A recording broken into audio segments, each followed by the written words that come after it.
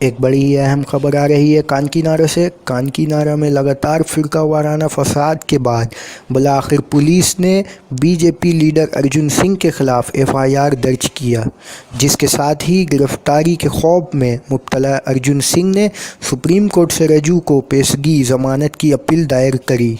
ख्याल रहे कि भाटपाड़ा के कानकीनारा और जगतल इलाके में मुसलमानों पर इन दिनों वहां ज़मीन तंग कर दी गई और 19 मई के बाद से मुसलसल वहां जिस तरह से सिर्फ मुसलमानों को निशाना बनाया गया है, इससे पूरे इलाके में सख्त दहशत का माहौल कायम हो गया।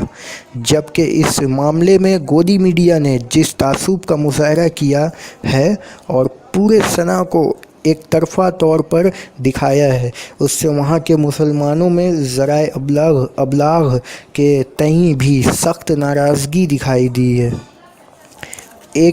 वहाँ एक उम्र रशीदा मुस्लिम खातून जो कि इस फसाद की वजह से अपने आबाई घर को छोड़कर कानकीनारा के नया बाज़ार शेल्टर होम में पनागज़ीन है। उन्होंने बताया कि किस तरह से उन्होंने अपने बच्चों की जान बचाई, लेकिन वो अपने घर को तबाह होने से नहीं बचा सकी।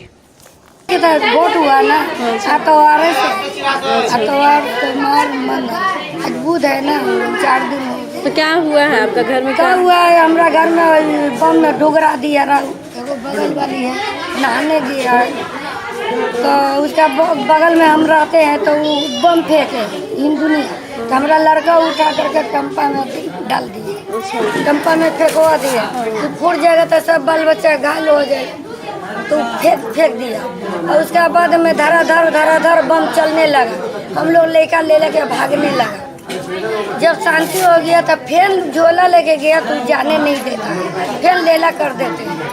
लड़का के बोला के पूछिए, लड़का छोटा बेटा आता है ना, वो हमारा बगल में रहते हैं, जाकिर के बेटा है, उसका बेटा के गोली लग गया और उसी के ना ही क्या करे लड़का ठीक बा ना, गोली लगे